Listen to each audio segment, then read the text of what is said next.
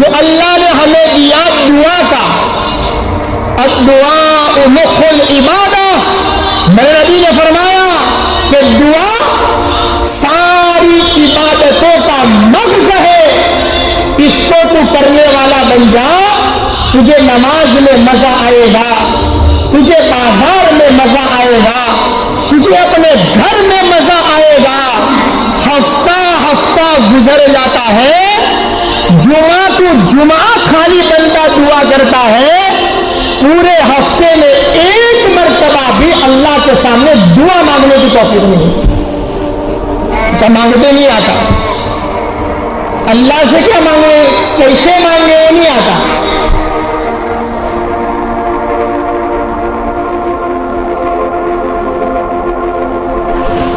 قربان جاؤ جناب مدنی کریم صلی اللہ علیہ وسلم پر، میرے نبی نے اپنی امت کو دعا مانگنے کا طریقہ بتایا، سلیقہ بتایا، اللہ سے باتیں کرنے کا انداز بتایا۔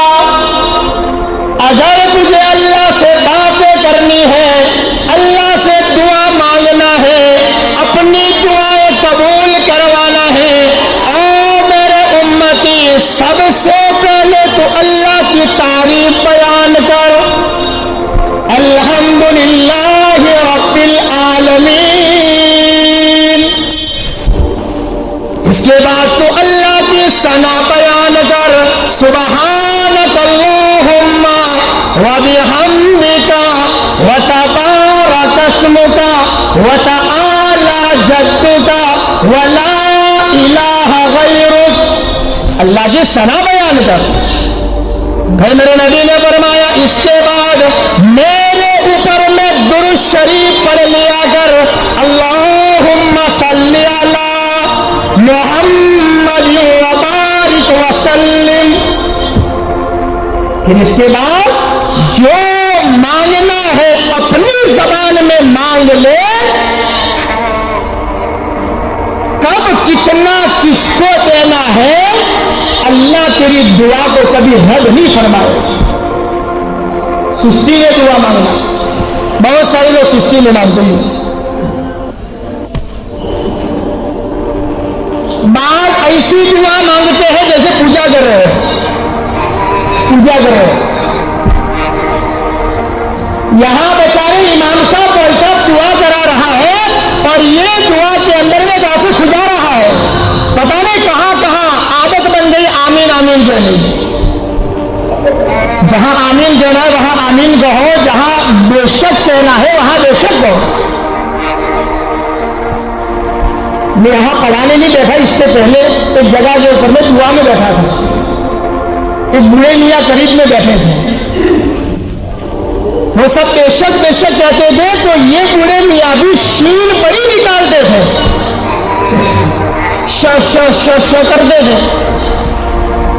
میں دعا کے بعد اس بوڑھے میاں سے کہا، اللہ کے بندے دعا کے اندر میں کیا کیا کہتے ہیں امام صاحب جب دعا کراتے ہیں تو آمین لیتا ہوں، کہا اور کچھ، یہ سب ش کرتے ہیں، یہ دوشی بولتے ہیں، کیا کرتے ہیں میں دوشی بولتا ہوں، پتا نہیں۔ جہاں آمین کہنا ہو وہاں آمین، جہاں بے شک کہنا ہو وہاں بے شک۔ عربی میں دعا ہو رہی ہے، ہر جملے پہ آمین کہو۔ دعا مانگنے کا طریقہ اللہ کے نبی علیہ السلام نے بتایا، بخاری شریف میں ہے کہ اپنے ہاتھ ایسے اٹھاؤ، دونوں ہاتھوں کے بیچ میں تھوڑی سی خلا جگہ رکھو اور بالکل سینے کی سیٹ کے اندر میں رکھو، نظریں ہتھیلی پہ رکھو، ایسی طرح دعا مانگو گویا کہ تو اپنی ہتھیلی سے کچھ مانگ رہا ہے۔ یہ دعا مانگنے کا طریقہ۔ بیٹی جب یہاں پڑھانے آیا تو میرے کی عادت بنی نہیں تھی دعا مانگنے کا طریقہ، جب یوں بھی مانگتا تھا اور یوں بھی مانگتا تھا۔ ہمارے مسجد کے ذمہ دار حافظ صاحب نے ذرا میری غلطی نکالی، اور غلطی نکالنے والے کو الحمدللہ دل سے دعا نکلتی ہے، اللہ اس کا بھلا ہو، میری غلطی ہے کہ نہیں؟ میں اسے دعا مانگتا تھا، اسے دعا مانگتا تھا، اسے بھی دیا تھا. میں نے بخاری شریف اٹھائی گھر جا کے برابر اس کا مطالعہ کیا. دعا مخ العبادہ، حاشیہ دیکھا، عبارت دیکھی، پہلے سطور دیکھا، پوری 22 اس کی دیکھ ڈالی. الحمدللہ ثم الحمدللہ، میرے نبی کے سنت طریقہ مجھے ملا. دعا ایسے مانگ، اپنی ہتھیلیوں کو کھول، دونوں ہتھیلی ہاتھ کے بیچ میں تھوڑی سی جگہ کر اور سینے کے سیدھ میں رکھا کر نظر ہتھیلی کے جما لیا کر اور اس انداز میں دعا کر کہ گویا تو اپنی ہتھیلی سے کچھ مانگ رہا ہے. پھر دیکھ اللہ تیری آمین یہ آسمان کو چیرتی ہوئی عرش معظم کو جا کر ٹکرائے گی اور اللہ تیرے دعاؤں کو قبول فرمائے گا. دعا مانگنے کا دن. آج ہم نے دعا مانگنا چھوڑ دیا. دنیا کے اندر میں حالات ہے، پریشانیاں ہیں، ایک طرف تدبیر ہو رہی ہے، ایک طرف تقدیر کا سوال ہے. اے ایمان والو، اگر تقدیر بدلوانا بھی چاہتے ہو تو دعا ایسی کرو، اللہ تیری دعا سن کر تقدیر کو بھی بدل دیا کرتا ہے. اس لیے دعا مانگنے کا انداز اپنی زندگی میں لاؤ. نبی کے زمانے میں بھی ایسا دور آیا ہے. جیسے آج اذانوں پہ انگلیاں اٹھ رہی ہے، آج اسلام کے قانون پہ انگلیاں اٹھ رہی ہے، آج دنیا میں مسلمان کو ٹوپی پہنتے ہوئے بھی ڈر لگ رہا ہے. ایسا ماحول نبی کے زمانے میں بھی آیا ہے. اذان نہیں کر سکتے تھے، قرآن بلند آواز سے نہیں پڑھ سکتے تھے. مسلمان کھلے عام دین کی دعوت نہیں دے سکتا تھا. میرے نبی نے کیا عمل کیا؟ کتابوں کے اندر میں لکھا ہے مدنی کریم صلی اللہ علیہ وسلم نے مصلی بچھایا، اللہ کے سامنے اپنے ہاتھ اٹھائے، رب کریم سے کہنے لگے اللہم اعز الاسلام بعمر بن الخطاب وعمر بن ہشام. اللہ سے دعا مانگی ہے، اے اللہ میں محمد دعا کر رہا ہوں اسلام کو جو عزت عطا فرما، عمر بن خطاب کو مسلمان بنا دے یا عمر بن ہشام ابو جہل کو تو مسلمان بنا دے. بڑے طاقتور تھے نا، امیر تھے نا، سردار تھے نا، کمیٹی کے ممبر تھے نا. اے اللہ اسلام کو عزت عطا فرما. آج ہمیں اس دعا کو مانگنے کی ضرورت ہے. حالات بگڑے نظر آ رہے ہیں، وطن میں بربادی نظر آ رہی، اسلام پہ ڈاکے ڈالے جا رہے، مسجدوں مدرسوں پہ بری نظریں ڈالے جا رہے، اسلام ختم کرنے کی تدبیریں اور کوششیں کی جا رہی. گھبرانے کی ضرورت نہیں.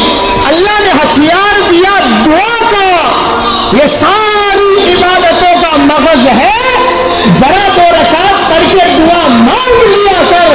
میرے نبی نے دعا مانگی ہے، آسمان سے اللہ نے فیصلے اتارے ہیں. اور کیسے فیصلے، کیسے اللہ نے فیصلے. رب کریم نے کہہ دیا اے میرے محبوب ابو جہل کو مسلمان نہیں بناؤں گا، وہ تو مردہ ہے، وہ تو بدتمیز ہے، وہ بے دین ہے، وہ بدماش ہے. میں اس کو تو 2 چھوٹے بچوں کے ہاتھ پر جو ہے قتل کرواؤں گا، اس کے گلے میں ذلتی کا میں توپ پہناؤں گا. اے میرے محبوب میں عمر بن خطاب کو تیرے قدموں میں لاؤں گا، تیرے غلامی میں لاؤں گا، تیری دعا میں قبول کروں گا. اس کو میں جو ہے 4 مربع زمین کا میں اس کو بادشاہ بناؤں گا اور میں اس کو تخت شاہی پر بٹھاؤں گا اور میں عمر بن خطاب کو عجیب و غریب عزت عطا فرماؤں گا. نبی نے کہ اس کو موت عطا کر کے تیرے روزے میں تیرے پڑوس میں بھی اس کو سلا دوں گا. میرے نبی کی دعا پہ ہوا. خیر لمبا چوڑا واقعہ تھا. اللہ کے نبی علیہ الصلوۃ والسلام کی دعا پر اللہ نے عمر بن خطاب کو ایمان دیا اور اسی عمر بن خطاب کو اللہ نے تخت شاہی پر بٹھایا. اسی لیے کہتے ہیں کہ وطن کی فکر کر نادا مصیبت آنے والی ہے. وطن کی فکر کر نادا مصیبت آنے والی ہے. تیری بربادیوں کے مشورے ہیں آسمانوں میں. یہ خاموشی کہاں تک لذت فریاد پیدا کر. یہ خاموشی کہاں تک لذت فریاد پیدا کر کہ زمین پر تو ہو اور تیری صدا ہو آسمانوں میں. نہ سمجھو گے تو مٹ جاؤ گے اے ہندوستان والوں. تمہاری داستان تک بھی نہ ہوگی داستانوں میں. اللہ نے عمل دیا. اللہ رب العزت نے ہمیں یہ ہتھیار دعا کا دیا. اس کا معمول بناؤ. اللہ سے لو لگاؤ. مانگنے کا مزاج بناؤ. اس لیے میرے بھائیوں بہترین عبادت ہے. ہمیں اس کو کرنا ہے. کرتے کرتے مرنا ہے. مرتے دم تک ہمیں جو ہے دعاؤں کا اہتمام کرنا ہے. اللہ تعالیٰ موت تک ہمیں دعا کرنے کی توفیق عطا فرمائے. ہمارا اللہ مزاج بنائے. سارے طریقے کے